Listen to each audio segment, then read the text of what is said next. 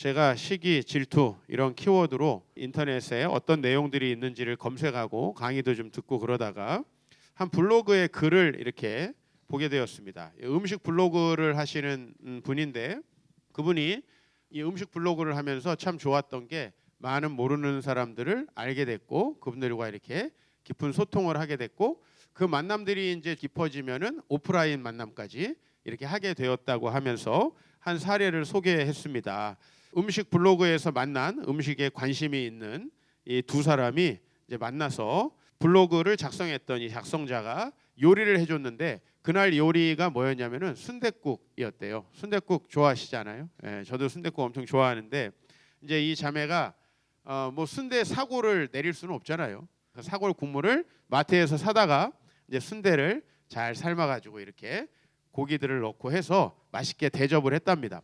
그날 굉장히 맛있다고 하면서 먹고 이제 이분은 그 블로그가 아마 저에게 검색되는 걸 보니까 상당히 뭐 블로그로 많은 사람과 이렇게 소통을 하는 것 같아요. 그래서 이제 한 번은 음식을 해주고 나서 한참 뒤에 만나게 됐다는 거예요. 둘이 만나서 뭐 우리 같으면은 이렇게 차를 마시면서 얘기를 했겠지만 이 안 믿는 분들인가 봐요. 그래서 이제 술을 한 잔 마셨답니다. 그랬더니 상대방의 진심이 드러나는데 자기의 요리에 대해서 아주 신랄하게 비판을 하더래요. 특히 그 순댓국, 순댓국이 어떻게 요리일 수 있느냐 하면서 그날 이제 요리에 대해서 지적을 하는데 첫 번째로는 네가 국물을 내지 않지 않았냐 라는 거예요. 사고를 사다가 네가 끓였기 때문에 그거는 너의 요리라고 할 수 없다. 그 다음에 순대 파는 거 사다가 잘라서 넣은 거 아니냐.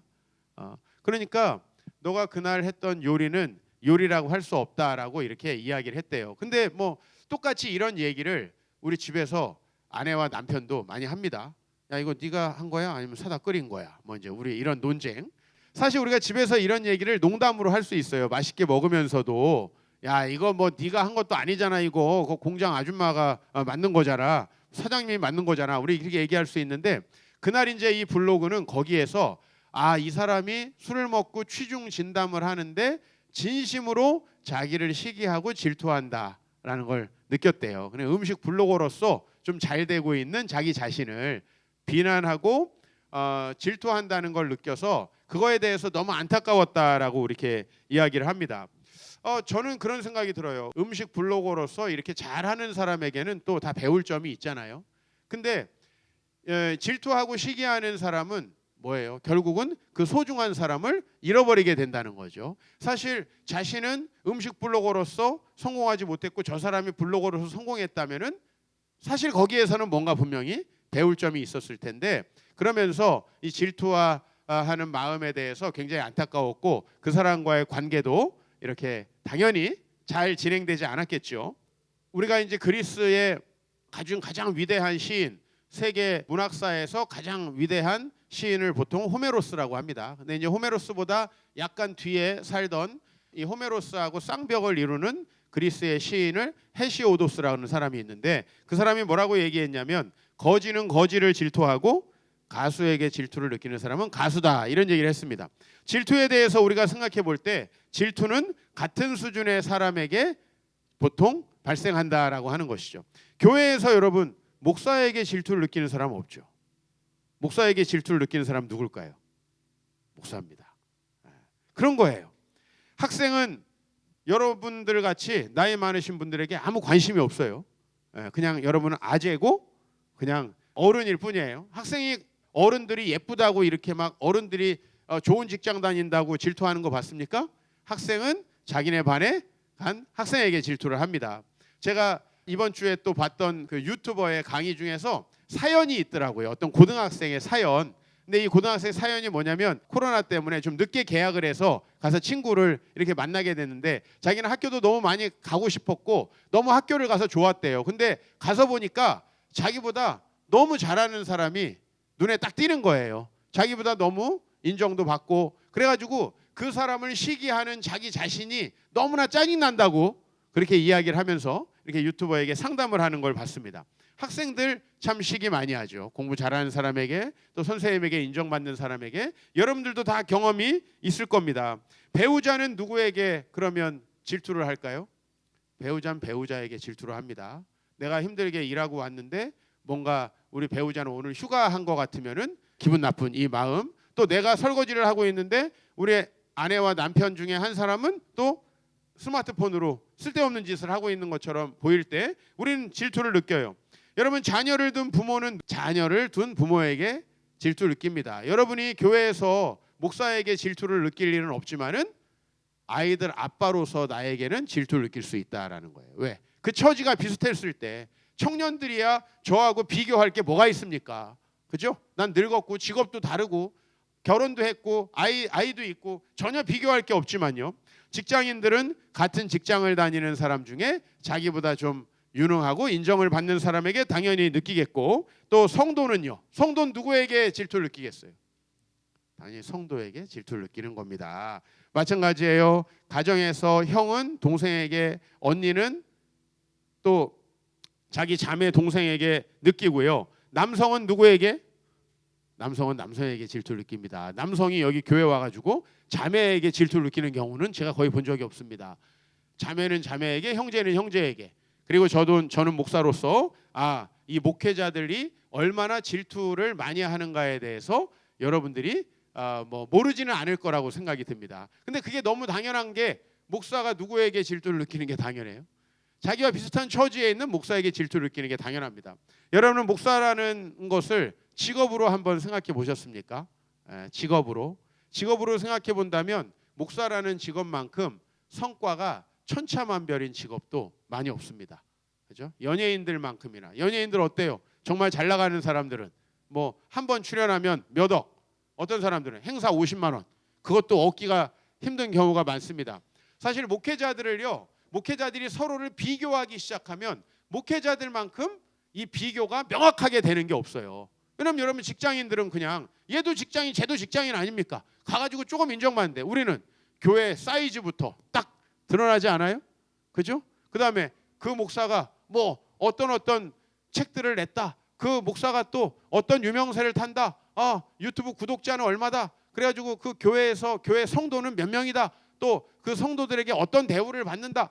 여러분, 이런 것들에 대해서 비교하기 시작하면 한두 끝도 없는 게 사실이 목사라는 직업이에요. 그래서 사실은 이 목회자라는 직업은 주님이 부르신 너무나 소중한 일이기도 하지만 한 번 질투에 빠지면 또 헤어날 수 없는, 그래서 이 목회자들끼리 목회자를 비판하고 비난하는 일들이 상당히 많아요. 부끄러운 것 같지만 아마 이런 것들이 저는 목사라서 잘 보이는데, 목사가 아닌 여러분들에게는요, 아마 또 여러분의 직업군에서의 질투가 잘 보이게 될 것입니다. 질투는 심각한 범죄로 이어진다는 거예요. 오늘 우리가 다루고 있는 사울 왕은 자기가 질투해가지고 아무 죄 없는 다윗을 일생 동안 죽이려고 했어요. 성공하지 못했지만 그는 계속해서 살인을 저지르고 싶은 마음까지 생겼다는 거예요. 물론 우리가 대부분의 질투가 이렇게 살인까지 가지 않지만은 성경에서는 동생을 질투하는 가인, 살인에 이르렀죠.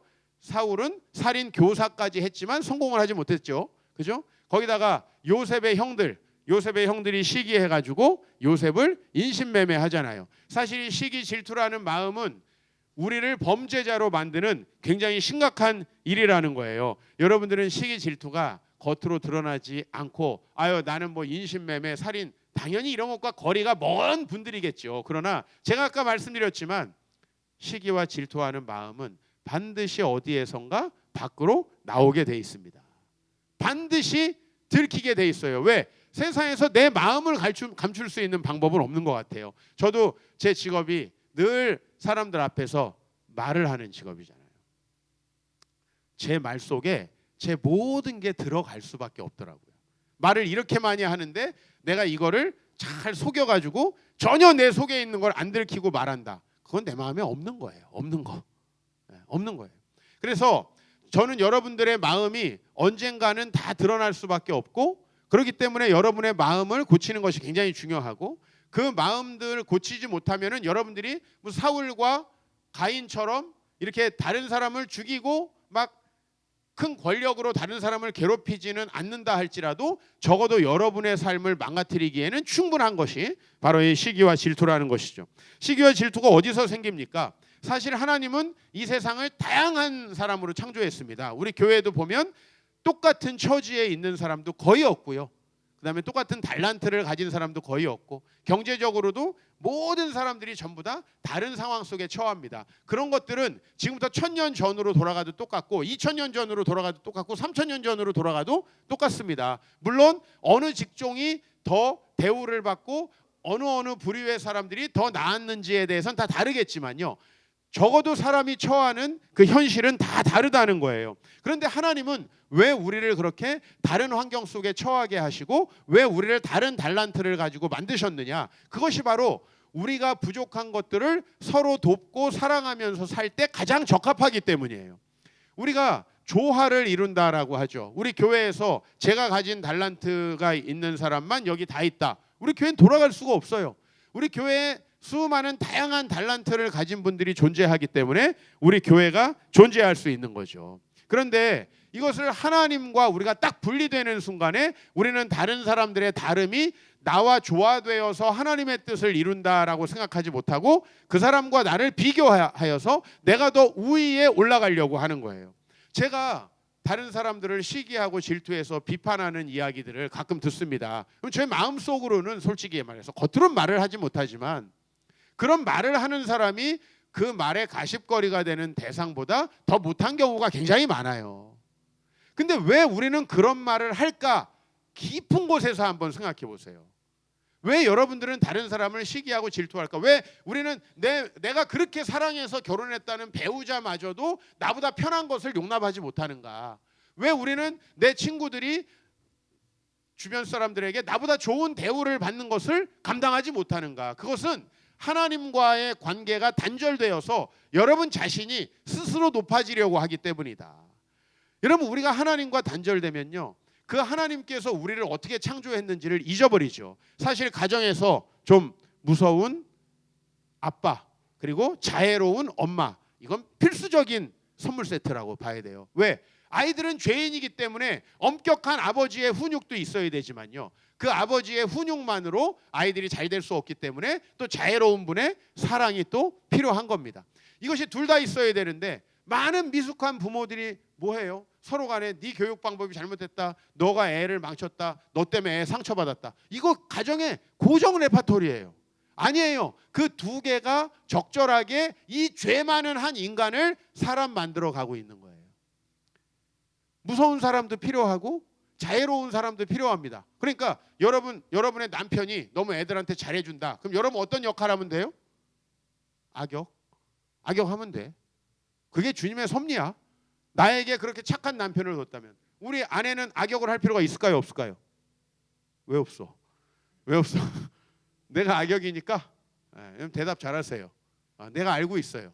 우리 아내는 악역을 할 필요가 전혀 없어요. 그러나 내가 우리 아내에게 감사한 건 무서운 사람, 무서운 부모도 한 명은 필요하다고 우리 아내는 인정해 준다는 거예요. 그게 우리 집을 조화롭게 만드는 거예요. 상대방을 비난하는 그 마음 깊은 곳을 들여다보면 여러분이 잘났고 훌륭하다라는 그것을 입증하려는 마음이 있어요. 다른 사람이 잘하는 것을 왜 인정하지 못하느냐? 그걸 인정하는 순간 뭐가 돼요? 나는 열등한 사람이 되는 거예요. 우리 그걸 인정하기가 싫은 거예요. 여러분, 그거를 인정하지 못하면 그럼 어떤 문제가 생기느냐? 원래 부족한 게 많은데 속도 좁은 사람도 되고 나에게 이루어질 공동체마저도 다 사라지게 되는 거죠. 자, 제가 능력이 부족한 목사입니다. 그러면은 제 주변에 능력이 좋은 목사님들이 있어서 저를 도와줘야 되잖아요. 근데 질투하면 어떻게 돼요? 그런 분들에게서 제가 아이고 저놈은 능력도 없는데 생긴 것도 저래가지고 속도 좁네, 그런 얘기까지 듣게 돼요. 솔직히 얘기해서. 자, 그리고 그렇게 주변 사람들을 조화롭게 하나님께서 붙여주셨는데 그분들을 시기 질투하면은 저는 동역이라는 걸 할 수 있어요, 없어요? 동역이라는 걸 할 수 없어요. 누가 그런 나를 동역하겠어요? 여러분, 시기와 질투를 받아보셨습니까? 그 사람하고 관계가 어떻게 되셨습니까? 시기하고 질투하는 마음은 나를 외톨이로 만듭니다. 혼자로 만든다는 거예요. 그것이 얼마나 큰 손해인지를 여러분이 생각해야 되는 거예요. 우리가 얼마나 훌륭한 사람인지는 내가 막 드러내려고 하고 내가 다른 사람 욕을 안 해도 시간이 지나면 다 드러나게 돼 있습니다. 시간이 지나면 여러분의 인격, 여러분이 얼마나 좋은 신앙을 가지고 있는지, 여러분이 얼마나 아이들에게 훌륭한 부모였는지 시간이 지나면 다 드러나요. 그런데 우리는 다른 사람을 비난함으로써 내가 빨리 그렇게 높아지려는 마음을 갖게 된다는 거예요. 헤럴드 코핀이라는 미국의 저술가가 이렇게 말을 했습니다. 시샘이란 내가 가진 것이 아닌 다른 사람이 가진 것을 세는 기술이다. 시기하고 질투하는 사람이 자기가 가진 게 없어서 질투하는 게 아니라 다른 사람이 더 갖고 있는 것을 견디지 못하기 때문에 그걸 자꾸 세는 거예요.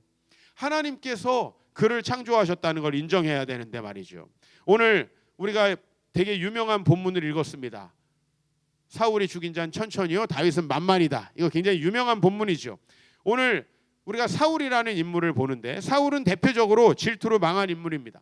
그런데 여러분, 우리는 사울이 원래 그런 사람인가? 그렇지 않다는 거예요. 여러분도 여러분 자신을 보세요. 여러분 자신이 성령 충만하고 신앙이 좋을 때 여러분과 여러분의 마음이 황폐해져 있을 때 여러분 자신의 마음이 너무나 다르다는 걸 알 수 있을 거예요. 어느 때에는 야, 내가 그래도 이렇게 힘든데, 내가 이렇게 힘들어서 우리 가족들이 행복하구나, 이게 되게 좋은데, 어느 날은 왜 나만 고생해야 돼? 똑같은 일에 대해서도 우리는 전혀 다른 반응을 보이는 우리 자신을 봅니다.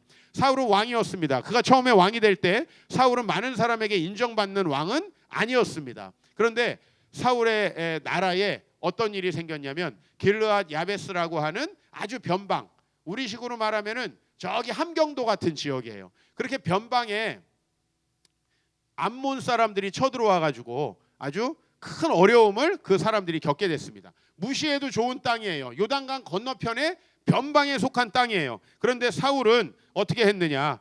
사무엘상 11장, 이튿날 사울이 백성을 3대로 나누고 새벽에 적진 한가운데로 들어가서 날이 더울 때까지 암몬 사람들을 치매 남은 자가 다 흩어져서 둘도 함께 한 자가 없었더라. 백성이 사무엘에게 이르되, 여기서부터 한번 읽어봐요. 시작.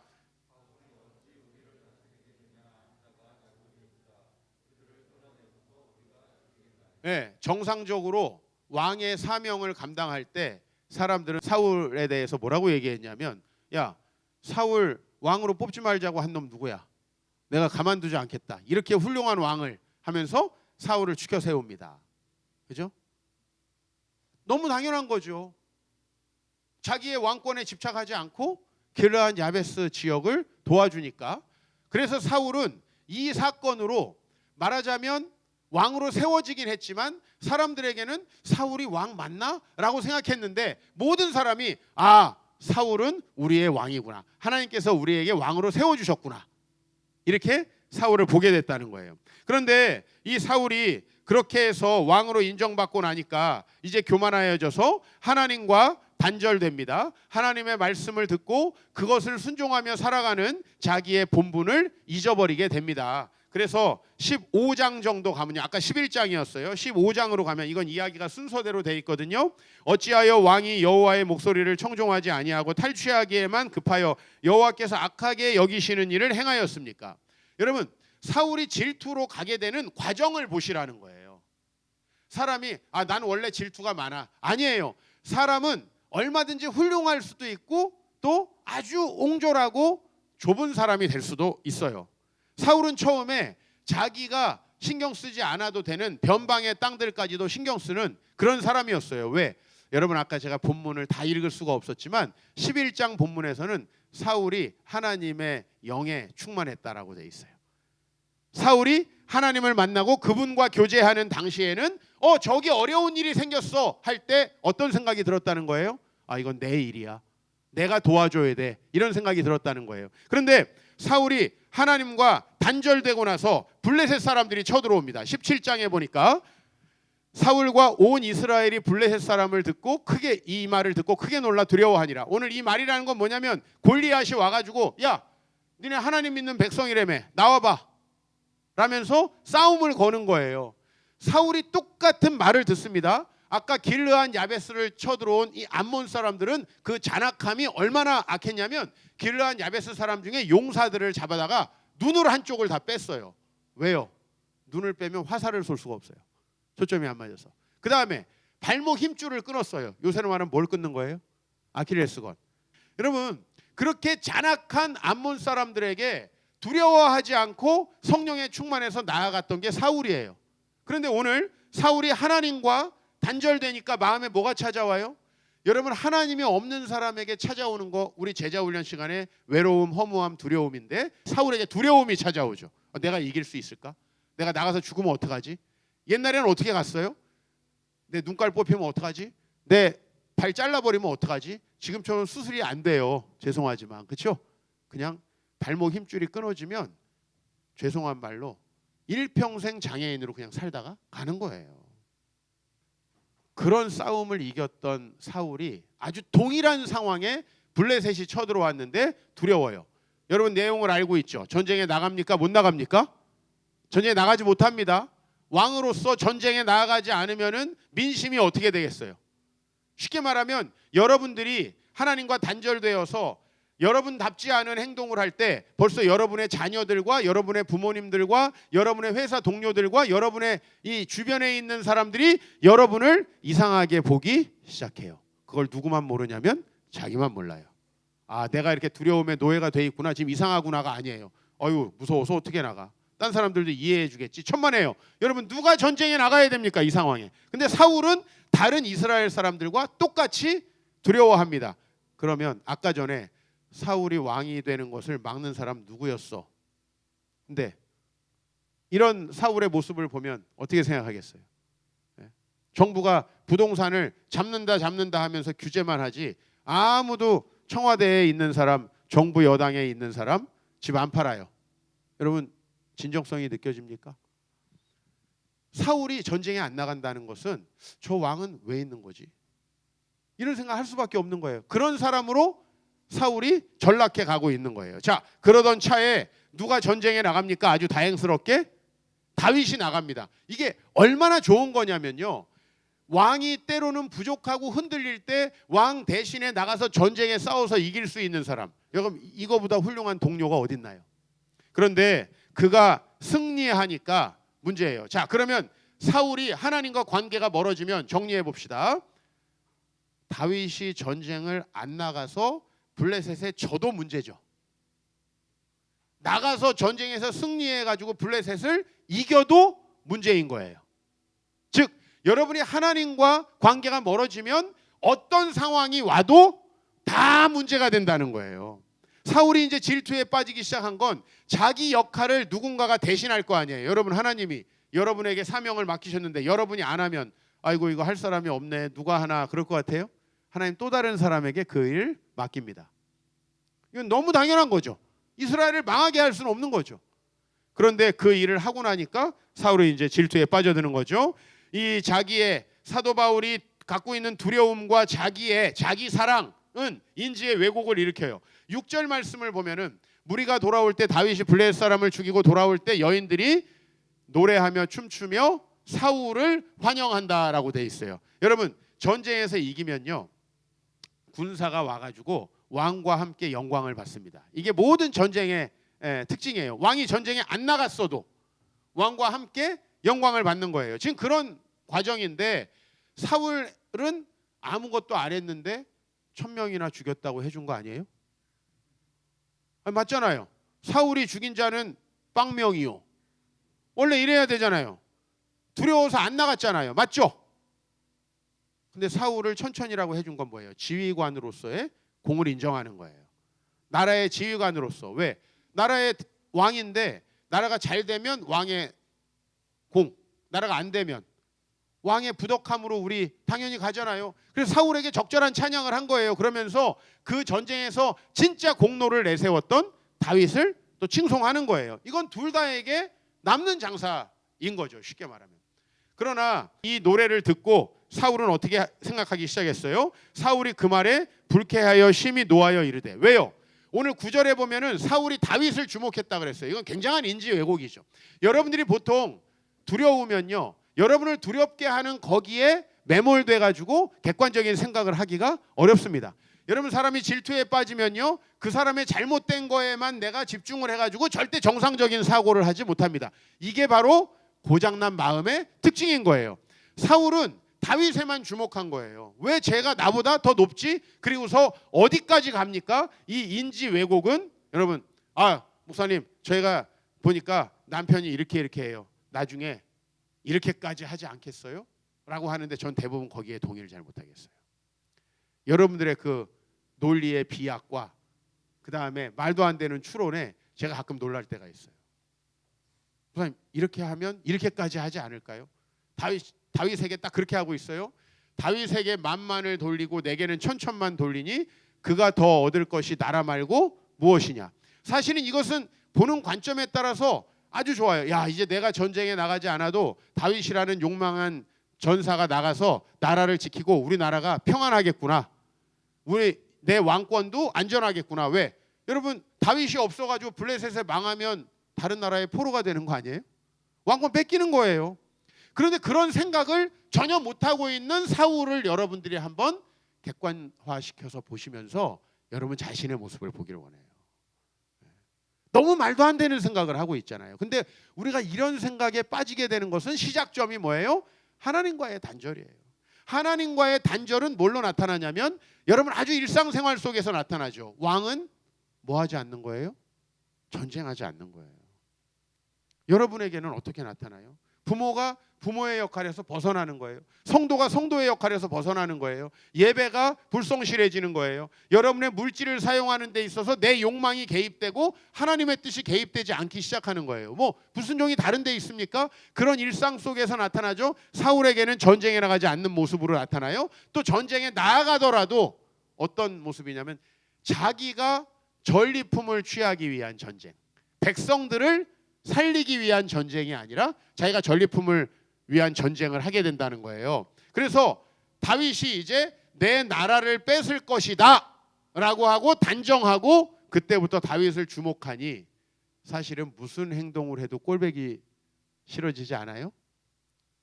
여러분에게 만약에 누군가가 무슨 행동을 해도 꼴보기 싫다라고 하면은 그거는 정신과에서도 진단되지 않는 심각한 정신병이라는 거예요. 정신과에서 이런 건 잘 진단 안 돼요. 예. 이 호르몬 조절이 안 돼서 우울하다, 막 이런 건 진단이 돼요. 근데 이 시기 질투 같은 거는 잘 진단이 안 됩니다. 이건 정말 심각한 거죠. 심각한 거죠. 여러분들은 그것을 논리적으로 합리화시키지만 그렇지 않다는 거예요. 사울이 왕권에 집착하게 되는데 여러분 아시죠? 사울이 왕권에 집착해서 왕권을 지켰나요? 사울 왕조는 일대에서 끝나는 단명 왕조가 됩니다. 그죠? 중국에서 정말 빨리 끝난 나라가 진나라. 처음에 시황제가 세웠던 진나라인데 그래도 아들 때까지 가거든요. 여기는 아들 때까지 가지도 못하고 끝나잖아요. 여러분 물질에 집착하는 사람들, 여러분 물질이 소중해서 집착할수록 물질이 여러분을 떠납니다. 여러분 관계에 집착하고 내가 인정받으려고 집착하고 이 모든 것들이 우리를 하나님에게서 멀어지게 한다라는 것이죠. 갈라디아서 5장에 보면 우상 숭배, 주술, 원수 맺는 것, 분쟁, 시기, 분냄, 당짓는 것, 분열함, 이단, 투기와 술 취함과 방탕함과 그와 같은 것들 다 뭐에서부터 시작되죠? 처음에 우상 숭배, 하나님과의 멀어짐으로부터 시작되고요. 여러분 하나님으로부터 멀어지면 이 모든 게 생기는 거예요. 그러면 반대로 생각하면 신앙이라는 건 굉장히 심플해요.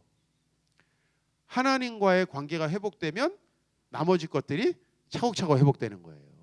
목사님 저는 좀 이렇게 마음이 좀 강했으면 좋겠어요. 목사님 저는 좀 이렇게 염려가 없었으면 좋겠어요. 다 하나님과 관련된 겁니다. 우리 마음을 주관하시느니 어떨 때에는요 제가 이 세상에 주님께서 가라고 하시면 못할 일이 없게 느껴지는데 어떨 때는 세상의 빛교회 이거 한 주도 더 못하겠다 그런 생각이 들어요.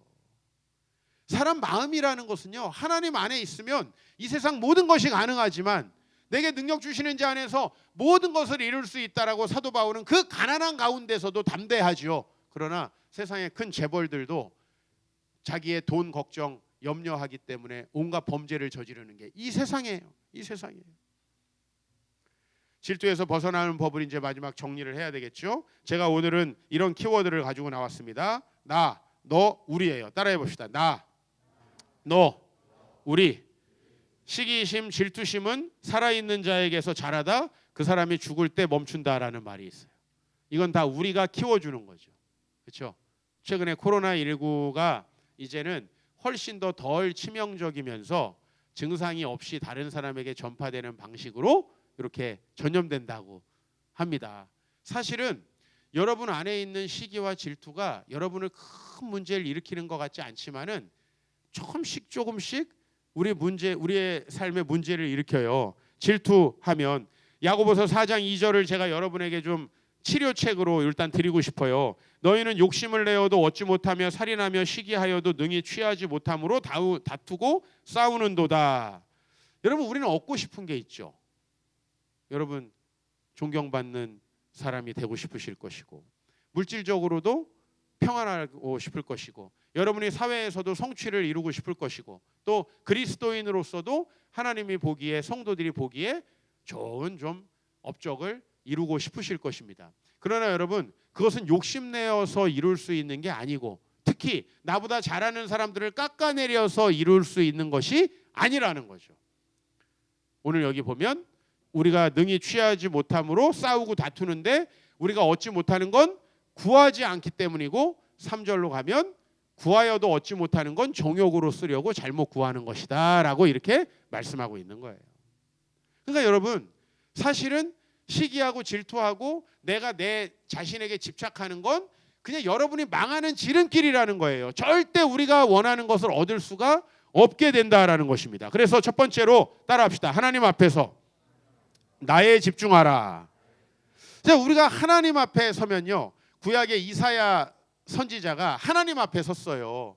이분이 환상 중에 우시아 왕이 죽던 해에 하늘의 보좌를 보게 돼요.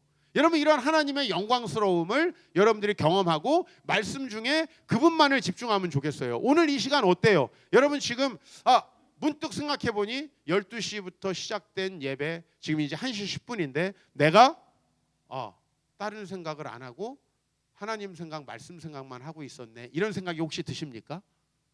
이런 시간이 필요하다는 거죠. 다른 생각을 안 하는 그 하나님만 순수하게. 왜요? 그 하나님을 보면 누가 보이냐면 나만 보여요. 내가 하나님을 보는데 쟤는 뭐고 이런 게 보이지 않는다는 거예요. 그 하나님 앞에서는 내가 얼마나 죄인인가가 보이고, 그분이 나를 얼마나 사랑하시고 나를 세워주시는가. 이사야가 하나님을 체험할 때 두 가지였어요. 첫 번째는 나 같은 놈은 죽을 수밖에 없는 인간이구나라는 걸 첫 번째 보게 됩니다. 왜? 그 하나님의 영광스러움과 그 존귀하심 속에서 그 앞에 서 있는 자신을 보니까 내가 너무 입술이 부정하고 그동안의 악한 말들을 많이 했다라는 것을 보게 되는 거예요. 그래서 이사야가 죽었어요? 아니죠. 이사야가 어떤 사람이 됐죠? 구약의 역사 중에 가장 위대한 선지자 하면 이사야예요.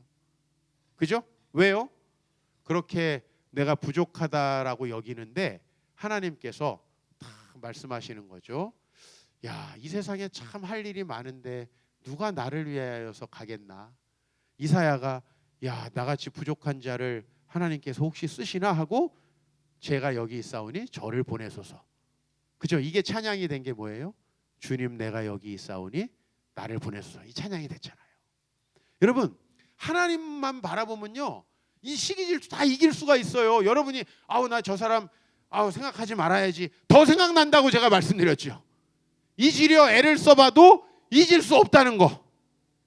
예? 여러분, 절대 그럴 수 없는 거예요. 뭐 첫사랑을 잊는 방법? 지금 아내를 열심히 사랑하세요. 그러면 되는 거예요. 예.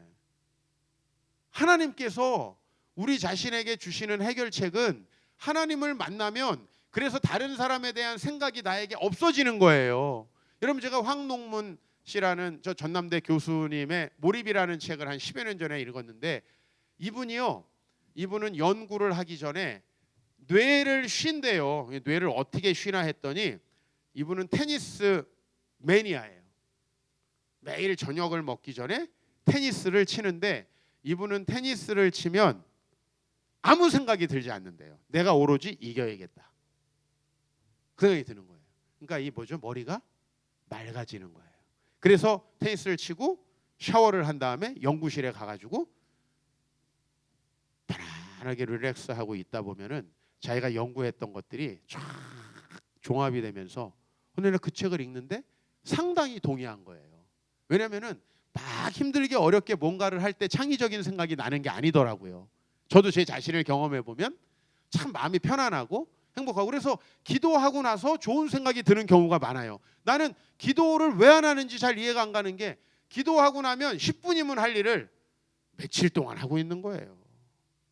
여러분, 우리의 생각이 더 창의적이고 하나님과 가까워지기 위해서는, 여러분들이 그 마음의 증오와 질투심에서 벗어나려면 여러분 자신에게 집중하십시오. 그럼 아주 건강한 생각이 드는데, 첫 번째는 여러분들이 얼마나 부족한 자인가가 느껴질 거예요. 이건 너무나 필요한 거예요. 기독교는 십자가 앞에서 자기 죄를 인정함으로부터 시작되는 종교거든요. 근데 여러분, 기독교가 거기서 끝나요? 여러분들이 주변에 건강한 기독교인들 보면 자신감이 있죠. 그런 거 한번 확인할 수 있을 거예요. 주변에 건강한 기독교인들 보면 어려운 일이 있어도 담대하죠. 주변에 건강한 기독교인들이 있으면 물질이 별로 없는데도 나눠주죠. 마음에 여유가 있다는 거예요. 여러분, 이런 건강한 마음이 왜 생기냐면, 내가 죄인임을 인정하고 주님 앞에 나 자신을 맡기니까 주님께서 나를 사용해 주실 거라는 그 확신이 드는 거예요. 제가 주님 앞에 제 인생을 헌신하기로 결단하고 기도하던 그 23살 어느 날 밤에도 아주 느낌이 똑같았어요. 처음에 주님이 내 마음을 찾아오셨는데 내 자신이 너무 악하고 정말 하나님을 배신하는 그런 정말 천하의 몹쓸 인간이라는 생각이 들어서 하염없이 눈물이 나더라고요. 하염없이. 전 진짜 요즘도 자주 쓰는 말이 있어요. 우리 아들들이 울면은, 야 이 자식아, 남자는 우는 거 아니야. 나 이런 고전적인 생각을 갖고 있는 사람이에요. 사실 그때까지 거의 울어본 적이 없어요. 저는 무슨 어려운 일 있으면 털고 일어나는 거지 뭘. 근데 그날은 눈물을 멈출 수가 없는 거예요. 2시간 동안 눈물을 흘렸어. 2시간 동안. 근데 그리고 나서 내가 아유 나같이 죽일 놈 한강이나 가자 그렇게 생각한 게 아니라, 그렇게 하고 나서 내 자신을 하나님 앞에 드리고 싶더라고요. 내가 그 하나님께서 날 사용해 주셨으면 좋겠다라는 그런 강한 열망이 들더라고요. 그래서 나 자신을 사용해 달라고 하나님 앞에 기도했어요. 성령이 내 마음에 임했어요. 내가 정말 마음이 너무나 평안해지고, 이전에 나를 괴롭혔던 생각, 저도 비교 의식이 많았거든요. 제가 참 가난한 집 아들로 내가 대학을 들어가니까 우리 과에 한 절반 정도가 외고 나온 강남 애들이었어요. 참 돈 많고 가진 거 많고 집안 빵빵하더라고 진짜. 내가 거기서 정말 비교의식을 많이 느꼈어요. 그때 내 모습을 여러분이 보면 지금이 상상이 안 될 거예요. 근데 내가 그 기도하고 내 자신의 부족함과 연약함을 인정하고 하나님께 나를 맡기니까 그 다음부터 내 마음속에요, 모든 일이 잘 될 것만 같은 생각이 항상 드는 거예요.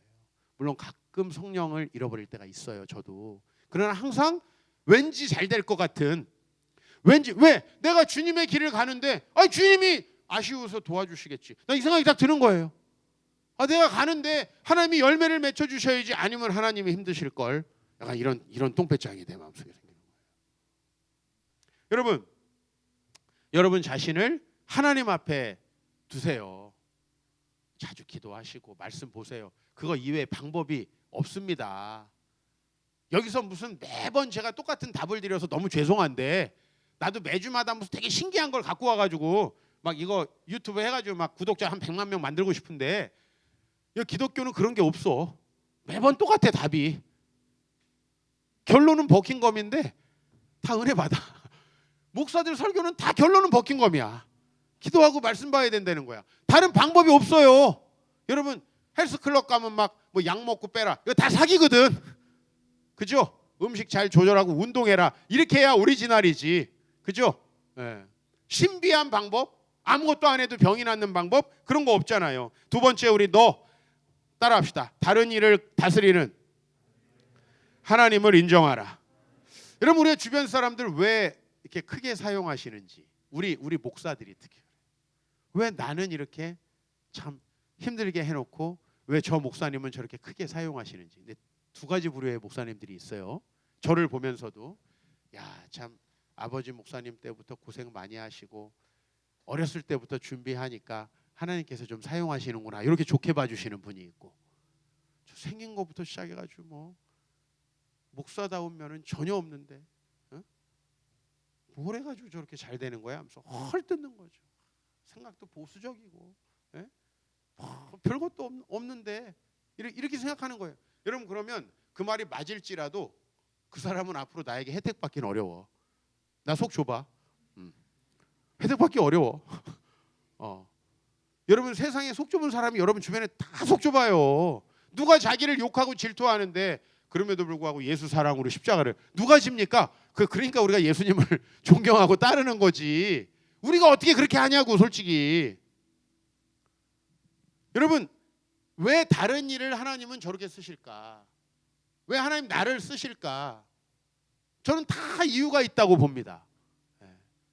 나는 우리 아버지 보면서 왜 우리 아버지는 하나님께서 크게 안 쓰실까? 나는 그 생각 안 해본 게 아니에요. 근데 다 하나님의 뜻이 있어요. 근데 그 하나님을 인정하기 싫은 거예요. 내가 볼 때는 저 사람은 낮추고 나는 높아져야 된다라는 생각을 하는 거예요. 그럼 내가 하나님이잖아요. 내가 하나님. 아닙니다.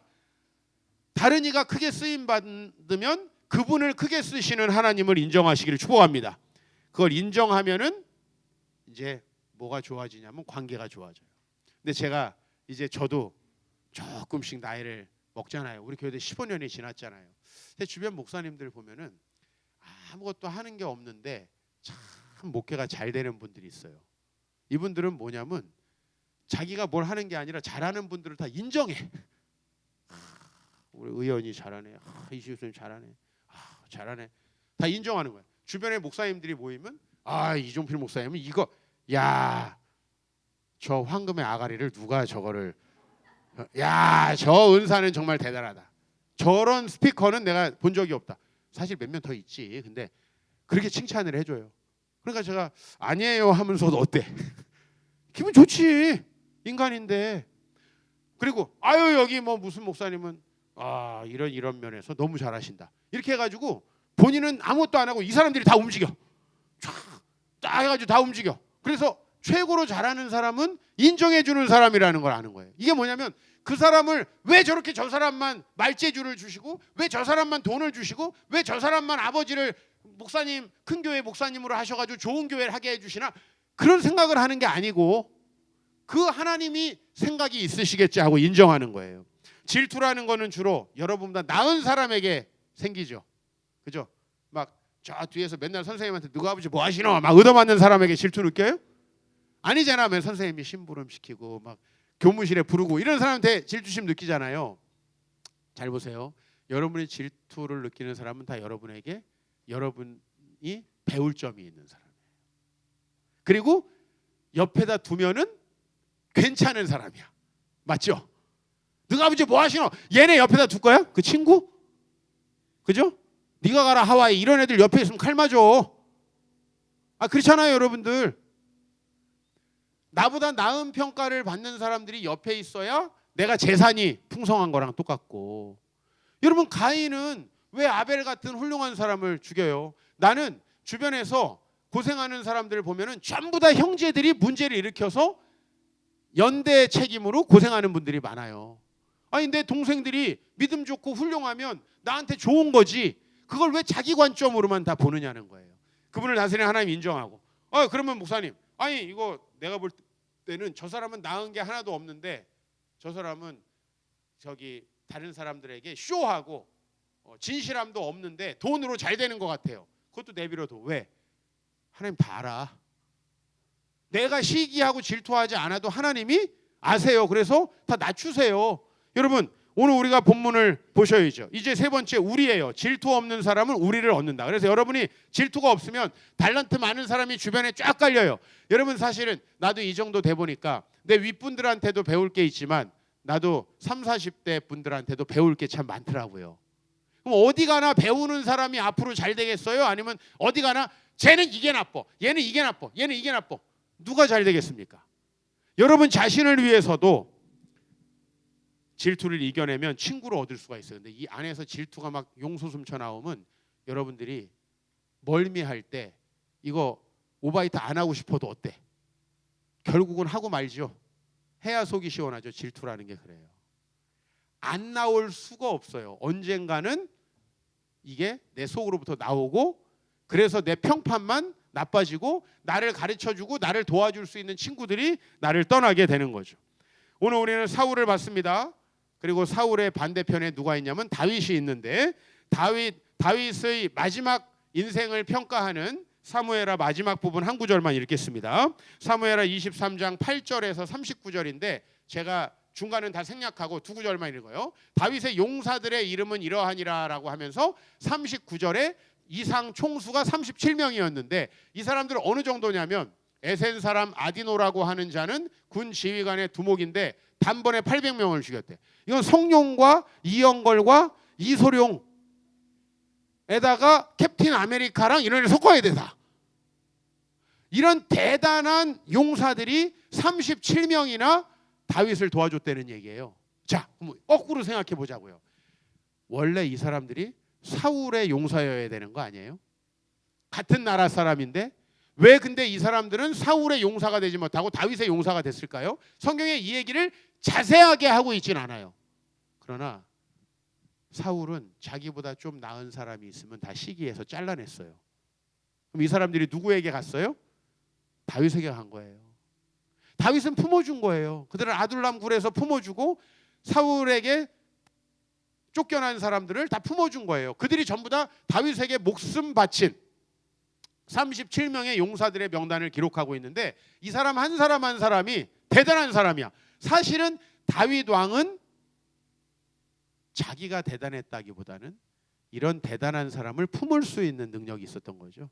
솔직히 삼국지에도 보면 뭐 삼국지 대부분이 뻥이긴 하지만은 관우 장비 유비 중에서 누가 무공이 제일 약합니까? 유비가 제일 약합니다. 무공이. 그죠? 관우하고 장비 무공이 대단합니다. 근데 누가 형님입니까? 네, 유비가 형님입니다. 유비 곁에서 죽을 때까지 목숨을 바칩니다. 이걸 먼저 질투하고 야 너랑 맞짱 한번 뜨자. 그래가지고는 안 되는 거예요. 무공이 있는 사람들을 인정해 준 거예요. 유비는. 그리고 존중합니다. 그랬을 때 정말 좋은 공동체가 이루어지는 것이죠. 사랑하는 성도 여러분, 저는 여러분들이 정말 잘 되기를 원합니다. 그래서 여러분이 잘 되려면은 정말 주님 앞에 나오시고 말씀과 기도로 여러분 자신을 훈련해야 됩니다. 여러분은 밸런스를 찾으시려 할 거예요. 아, 내가 직장 생활도 열심히 해야 되니까 교회는 요 정도만 나오자. 그게 참 맞지 않는 계산인 게요. 제가 실제로 해보니까 밸런스를 맞추면 다 깨져요. 저도 성도로서 살아봤죠. 저도 대학도 다녔고. 왜 그러냐면 내가 주님 앞에 확고하게 서 있으면 나머지 일들은 시간을 적게 들여도 고효율이 난다는 것을 제가 첫 번째로 경험하고요. 내가 하나님 앞에 중심이 확실히 서 있으면 다른 일들이 나에게 유혹이 되지 않아요. 근데 내가 하나님 앞에 서 있지 않으면 하나님 지혜를 주시지 않으니까 내가 같은 시간에 많은 일을 하기도 어려울 뿐만 아니라 그 일들이 나에게 유혹이 되더라는 거예요. 저는 여러분 모두가 정말 사회에서도 성공하기를 원합니다. 이게 목사로서의 정말 간절한 마음이고요. 여러분들 중에 한 분도 물질적으로 실패하는 분들 없기를 바랍니다. 이거 솔직한 마음입니다. 죽어서 천국 가는 것만 뿐만 아니고 여러분 모두가 성공하기를 바라는데 우리 마음이 고쳐져야 되거든요. 더 기도하시고 더 주님 앞에 매달려 보시길 바랍니다. 우리의 이 연약한 마음을 사탄의 집으로 허락하지 마시기를 주의 이름으로 축원합니다.